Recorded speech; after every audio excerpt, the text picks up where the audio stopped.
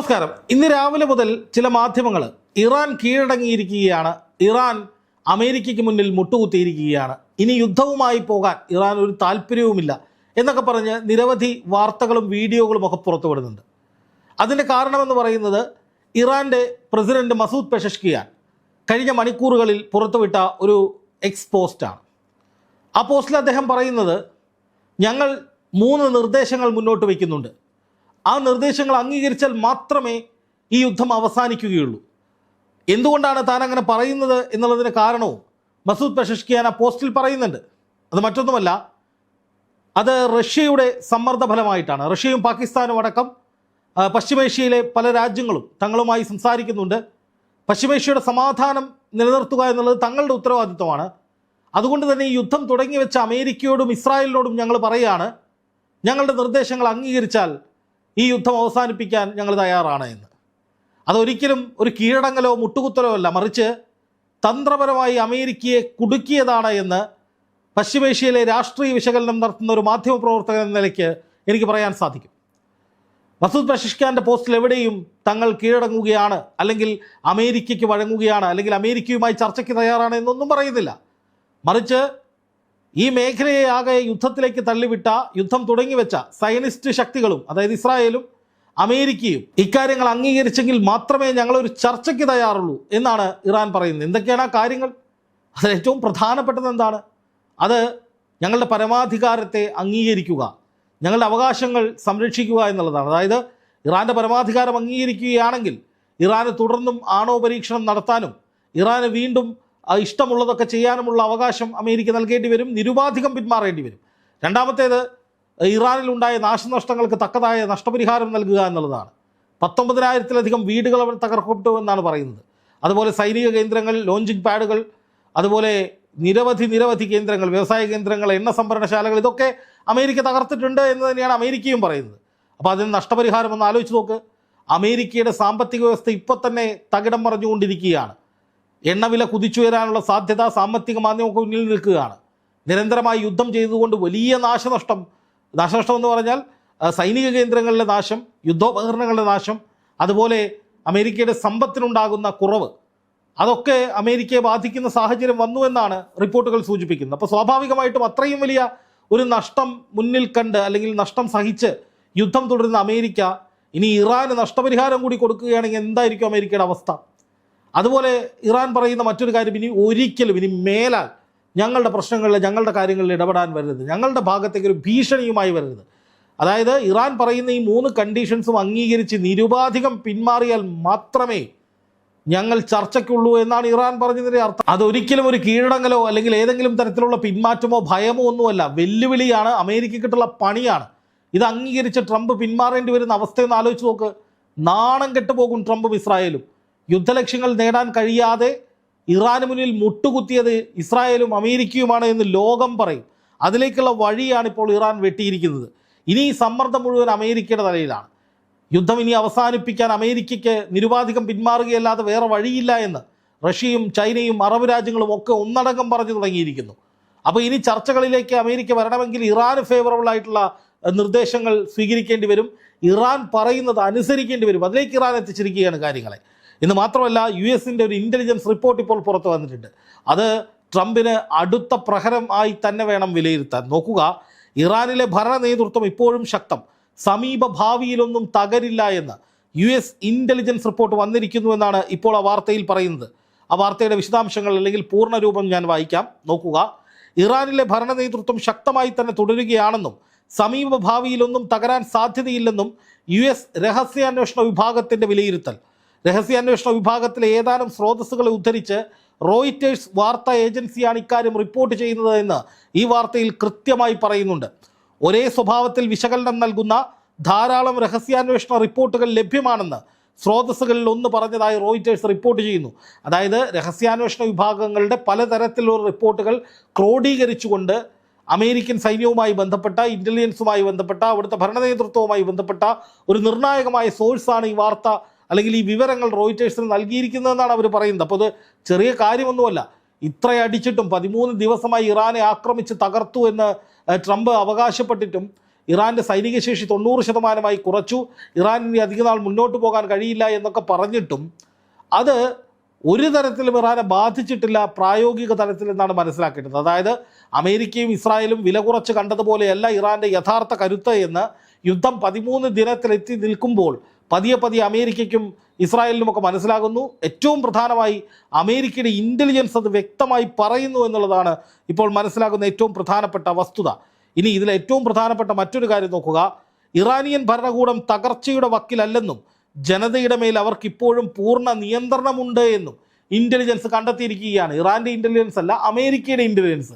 നോക്കുക, ഇറാനിൽ ആയത്തുള്ള അലി ഖാംനെയി ഭരണകൂടം ഇപ്പോൾ താഴെ വീഴുമെന്ന് പറഞ്ഞ് പ്രചരിപ്പിച്ചവർ നമുക്കിടയിലുണ്ട്. ഇറാനിലെ ആയത്തുള്ള അലി ഖാംനെയുടെ മരണം ഇറാനിലെ സ്ത്രീകൾ മുഴുവൻ വലിയ തോതിൽ ആഘോഷിക്കുകയാണ്. സ്ത്രീകളൊക്കെ ഡാൻസ് ചെയ്യുകയാണ്, കുത്തിമറിയുകയാണ്. വിഷമം ഇന്ത്യയിലെ ചില ആളുകൾക്ക് മാത്രമാണ് എന്നൊക്കെ പറഞ്ഞുകൊണ്ട് പല മിത്രങ്ങളും വലിയ തോതിൽ പ്രചാരണങ്ങൾ അടിച്ചു വിട്ടിരുന്നു. അത് മുഴുവൻ വ്യാജമായിരുന്നു, അല്ലെങ്കിൽ അതല്ല യഥാർത്ഥത്തിൽ ഇറാനിൽ സംഭവിക്കുന്നത്. ഇറാനിലെ ബഹുഭൂരിപക്ഷം വരുന്ന ജനങ്ങളും ആയത്തുള്ള അലി ഖാംനെയുടെ കൊലപാതകത്തിനെതിരായ നിലപാട് സ്വീകരിച്ച് മുജ്തബ ഖംനയുടെ നേതൃത്വത്തിൽ തുടരുന്ന ഇസ്ലാമിക ഭരണത്തിന് പിന്തുണ കൊടുക്കുകയാണെന്നുള്ളതാണ് യാഥാർത്ഥ്യം. അതാണ് ഇപ്പോൾ ഈ രഹസ്യാന്വേഷണ റിപ്പോർട്ടിലൂടെ വെളിപ്പെട്ടിരിക്കുന്നത്. വളരെ ഒരു ചെറിയ വിഭാഗം ആളുകൾ, അതിപ്പോൾ എല്ലാ രാജ്യത്തും രാജ്യവിരുദ്ധരായിട്ടുള്ള ആളുകളുണ്ടാവും, ആ രാജ്യത്ത് ഭരണകൂടത്തോട് എതിർപ്പുള്ള ആളുകളുണ്ടാവും. അവർ സമരം ചെയ്യും, അവർ മുദ്രാവാക്യം വിളിക്കും, അവർ വെല്ലുവിളിക്കും, പലതും ചെയ്യും. അത് പ്രതിപക്ഷം എന്ന നിലയിൽ നിലനിൽക്കുന്ന എല്ലാ രാജ്യത്തും എല്ലാ പ്രതിപക്ഷവും അങ്ങനെയൊക്കെ തന്നെയാണ്. അപ്പോൾ അവിടുത്തെ ഭരണകൂടം അല്ലെങ്കിൽ അവിടുത്തെ ഭരണാധികാരി കൊല്ലപ്പെട്ടു എന്ന് പറഞ്ഞപ്പോൾ അതിൽ സന്തോഷിക്കുന്ന ചുരുക്കം ചില ആളുകളുടെ വീഡിയോ പുറത്തു വിട്ടിട്ട് ഇതാണ് ഇറാൻ്റെ പൊതു സ്വരം, അല്ലെങ്കിൽ ഇറാനിലെ മുഴുവൻ ജനങ്ങളും ഇങ്ങനെയാണ് എന്നൊക്കെ പറഞ്ഞ് വ്യാജ പ്രചാരണം നടത്തിയവർക്കുള്ള ശക്തമായ തിരിച്ചടി കൂടിയാണിത്. നോക്കുക, ആയത്തുള്ള അലി ഖാംനെയി കൊല്ലപ്പെട്ടതിന് ശേഷവും ഇറാൻ്റെ രാഷ്ട്രീയ നേതൃത്വത്തിൻ്റെ കരുത്ത് രഹസ്യാന്വേഷണ വിഭാഗം കൃത്യമായി വരച്ചു കാണിക്കുന്നത്. വലിയ കരുത്തുള്ള ഒരു രാഷ്ട്രീയ നേതൃത്വമായി തന്നെ ഇറാനിലെ ഭരണ നേതൃത്വം തുടരുന്നു എന്നാണ് ഇവർ പറയുന്നത്. അതോടൊപ്പം യുദ്ധം ഇറാൻ ഗവൺമെൻറ്റിൻ്റെ തകർച്ചയിലേക്ക് നയിക്കുമെന്ന് യാതൊരു ഉറപ്പുമില്ലെന്ന് ഇസ്രായേലിലെ ഉദ്യോഗസ്ഥർ സമ്മതിച്ചതായി ഒരു മുതിർന്ന ഇസ്രായേലി ഉദ്യോഗസ്ഥരെ ഉദ്ധരിച്ച് റോയിറ്റേഴ്സ് റിപ്പോർട്ട് ചെയ്യുന്നുണ്ട്. ഖാംനെയി മാത്രമല്ല, നിരവധി മുതിർന്ന ഉദ്യോഗസ്ഥരും ഇസ്ലാമിക് റവല്യൂഷണറി ഗാർഡ് കോപ്സിലെ ഏറ്റവും ഉയർന്ന റാങ്കിലുള്ള ചില കമാൻഡർമാരും കൊല്ലപ്പെട്ടിട്ടും ഇറാൻ ഒരു പതർച്ചയും സംഭവിച്ചിട്ടില്ല എന്ന് US രഹസ്യാന്വേഷണ വിഭാഗം ഈ റിപ്പോർട്ടിലൂടെ അടിവരയിടുന്നു എന്നുകൂടി ചൂണ്ടിക്കാണിക്കുകയാണ്. അതായത് ഇത്രയൊക്കെ ചെയ്തിട്ടും ഇപ്പോൾ ട്രംപ് കഴിഞ്ഞ ദിവസം ഒരു ഇൻ്റർവ്യൂവിൽ പറഞ്ഞത് എന്താണ്, ഇറാൻ്റെ മുഴുവൻ സൈനിക ശേഷിയും ഏറെക്കുറെ തീർന്നിരിക്കുന്നു, ഇനി ഇറാന് മുന്നോട്ട് പോകാൻ കഴിയില്ല, ഞങ്ങൾ വിജയിച്ചിരിക്കുന്നു, അതുകൊണ്ട് തന്നെ അധിക ദിവസം ഞങ്ങൾക്ക് യുദ്ധം ചെയ്യേണ്ട കാര്യമില്ല, ഇറാൻ പൂർണ്ണമായി കീഴടങ്ങുകയോ അല്ലെങ്കിൽ ഞങ്ങൾ അന്തിമ ലക്ഷ്യത്തിലേക്ക് എത്തുകയോ ഇറാൻ്റെ ഭാഗത്ത് നിന്ന് ഇനിയൊരു ഭീഷണിയും ഉണ്ടാകാത്ത സാഹചര്യത്തിലേക്ക് കാര്യങ്ങൾ എത്തുകയോ ഒക്കെ ചെയ്യുകയാണ് എന്ന ഒരു വാദമാണ് ട്രംപ് പറഞ്ഞത്. അതായത് പതിയെ യുദ്ധം മടക്കാനുള്ള പരിപാടിയായിരുന്നു. അപ്പം തന്നെ ഇറാൻ പറഞ്ഞു, ഇറാൻ ശക്തമായ ആക്രമണം അതിന് തൊട്ടു പിന്നാലെ ഇസ്രായേലിലേക്ക് നടത്തി. അതിനുശേഷം ഇറാൻ പറഞ്ഞു, ഞങ്ങൾ 6 മാസക്കാലത്തോളം യുദ്ധം ചെയ്യാൻ സജ്ജരാണ്, ഞങ്ങൾക്ക് ഒരു തരത്തിലുള്ള പതർച്ചയുമില്ല, വീഴ്ചയുമില്ല, ഞങ്ങളുടെ സൈനിക കേന്ദ്രങ്ങളൊക്കെ ശക്തമാണ്, സുശക്തമാണ് എന്ന് അവരവരുടെ പ്രവർത്തനത്തിലൂടെയാണ് തെളിയിച്ചത്. അപ്പോൾ പിന്നെ ട്രംപ് പറഞ്ഞ വാദങ്ങളൊക്കെ പൊള്ളയാണെന്ന് അന്നേ മനസ്സിലായതാണ്. അതിന് പിന്നാലെയാണ് അപ്പോൾ ഇൻ്റലിജൻസിൻ്റെ ഈ റിപ്പോർട്ടും വരുന്നത്. നോക്കുക, മറ്റൊരു വാർത്ത ജെറുസലേം പോസ്റ്റ് റിപ്പോർട്ട് ചെയ്യുന്നത് IDF aims to reduce Iran threat, not force regime change എന്നാണ് ഏറ്റവും പുതിയ ഇസ്രായേലിൻ്റെ അവകാശവാദം. അതെന്താണെന്നറിയോ, ഞങ്ങൾക്ക് അവിടെ ഒരു ഭരണമാറ്റം വേണമെന്ന് ഞങ്ങൾ ആഗ്രഹിക്കുന്നില്ല, അത് ഞങ്ങളുടെ ലക്ഷ്യമല്ല, നേരെ മറിച്ച് ഒരു ത്രെട്ട് കുറയ്ക്കുക, ഭീഷണി ഇല്ലാതാക്കുക എന്നത് മാത്രമായിരുന്നു ഞങ്ങളുടെ ലക്ഷ്യമെന്ന് ഇസ്രായേൽ നിലപാട് മാറ്റുകയാണ്. ആലോചിച്ച് നോക്കൂ, 13 ദിവസം മുമ്പ് എന്തായിരുന്നു, ഇറാനിൽ ഭരണമാറ്റം ഉണ്ടാകും, ഞങ്ങൾ പറയുന്നവർ ഭരിക്കും, ഇറാൻ തീർന്നു, ഇറാനിൽ നിന്ന് ഇനി ഒരു ഭീഷണിയും ഞങ്ങൾക്കുണ്ടാകാത്ത വിധം ഇറാനിൽ ഞങ്ങൾ പറയുന്നവർ ഭരിക്കും എന്നൊക്കെയായിരുന്നു ഇസ്രായേലിൻ്റെ ചുവട് പിടിച്ച അമേരിക്കയും ഒക്കെ നിരന്തരമായി അവകാശപ്പെട്ടുകൊണ്ടിരുന്നത്.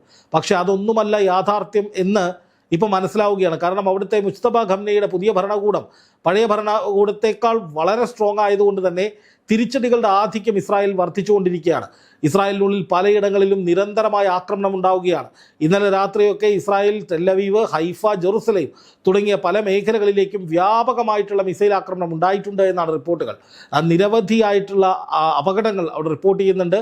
അവിടെ മീഡിയ സെൻസർഷിപ്പ് കർശനമായതുകൊണ്ട് തന്നെ കൃത്യമായ വിവരങ്ങളൊന്നും തന്നെ പുറത്തു വരുന്നില്ല എങ്കിലും സോഷ്യൽ മീഡിയ പേജുകളിലൂടെയും മറ്റ് വാർത്താ ഏജൻസികളുടെ ബലത്തിലുമൊക്കെ പലതരത്തിലുള്ള വിവരങ്ങളും വേറെ പുറത്ത് വരുന്നുണ്ട്. അതായത് ദൃശ്യങ്ങളായിട്ടും വിവരങ്ങളായിട്ടുമൊക്കെ അവിടെയൊക്കെ വലിയ പ്രശ്നങ്ങൾ ഉണ്ടാകുന്നുണ്ട്. ജനങ്ങൾ ചിതറിയോടുന്നതിൻ്റെ ദൃശ്യങ്ങൾ കാണുന്നുണ്ട്. പലയിടത്തും വലിയ സ്ഫോടനങ്ങൾ ഉണ്ടായതിൻ്റെ ശേഷിപ്പുകൾ കാണാൻ സാധിക്കും. കത്തിത്തീർന്ന കെട്ടിടങ്ങൾ കാണാൻ സാധിക്കും. ചിതറിക്കിടക്കുന്ന വാഹനങ്ങൾ, കാറുകൾ ഒക്കെ കാണാൻ സാധിക്കും.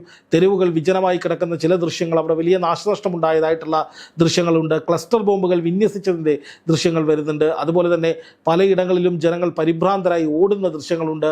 ജെറുസലേമിൽ ബങ്കറുകൾ പോലും തകർത്തുകൊണ്ടുള്ള സ്ഫോടനങ്ങൾ നടത്താൻ ഇറാന് സാധിച്ചു എന്ന വാർത്തകളും വന്നിരുന്നു. അപ്പോൾ ഇസ്രായേലിലും സുരക്ഷാ ഭീഷണി വർദ്ധിച്ച സാഹചര്യത്തിൽ ഒരു വശത്ത് ഹിസ്ബുള്ളയുടെ നേതൃത്വത്തിലും ആക്രമണം കടുത്തതോടുകൂടി ഇസ്രായേൽ പൊടുന്നനെ ഇറാനിലെ ഭരണമാറ്റം ഞങ്ങളുടെ ലക്ഷ്യമല്ല, മറിച്ച് അവിടെ നിന്നുള്ള ഭീഷണി കുറയ്ക്കലാണ് ഞങ്ങളുടെ ലക്ഷ്യമെന്ന നിലയിലേക്ക് ചുവട് മാറ്റുന്നു. ഇനി പതിയെ പതിയെ ഞങ്ങൾ വിജയിച്ചു എന്ന് പ്രഖ്യാപിച്ച് ഇവരെല്ലാവരും കൂടി പിന്മാറുമോ എന്നുള്ളത് മാത്രമാണ് ഉയരുന്ന ചോദ്യം. എന്തായാലും ഇറാൻ കീഴടങ്ങി, ഇറാൻ പേടിച്ചു, ഭയന്നു എന്നതൊന്നും ഒരു യാഥാർത്ഥ്യമല്ല എന്ന് തെളിയുന്ന നിലയിലേക്ക് ഇറാൻ കരുത്തോടുകൂടി വെല്ലുവിളിച്ച് തിരിച്ചടിച്ച് ശക്തമായി ആക്രമിച്ച് മുന്നോട്ട് പോവുകയാണ് എന്ന നിലയിലേക്ക് തന്നെ കാര്യങ്ങൾ എത്തുകയാണ്.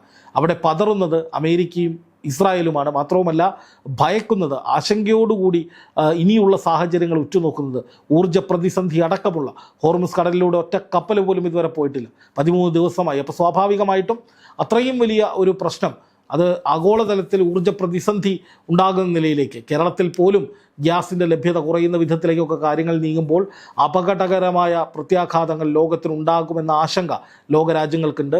അതുകൊണ്ട് തന്നെ അവർ അമേരിക്കയിലും ഇസ്രായേലിൻ്റെയും മേൽ സമ്മർദ്ദം ശക്തമാക്കും. ആ സമ്മർദ്ദം അധിക നാൾ അമേരിക്കയ്ക്കും ഇസ്രായേലിനും ഇതുപോലെ താങ്ങാൻ കഴിയില്ല എന്നുള്ളതാണ് യാഥാർത്ഥ്യം. തോറ്റുകൊടുക്കുകയല്ലാതെ മറ്റൊരു വഴിയും മുന്നിലില്ല. അല്ലെങ്കിൽ തോൽവി സമ്മതിച്ച് ഞങ്ങൾ ജയിച്ചേ എന്ന് പറഞ്ഞ് ലോകത്തെ പറ്റിക്കുന്ന പോലെ പിന്മാറുന്നതല്ലാതെ മറ്റൊരു വഴിയും ഇനി ഇസ്രായേലിനും അമേരിക്കയ്ക്കും മുന്നിലില്ല എന്നു തന്നെ കരുതേണ്ടി വരും.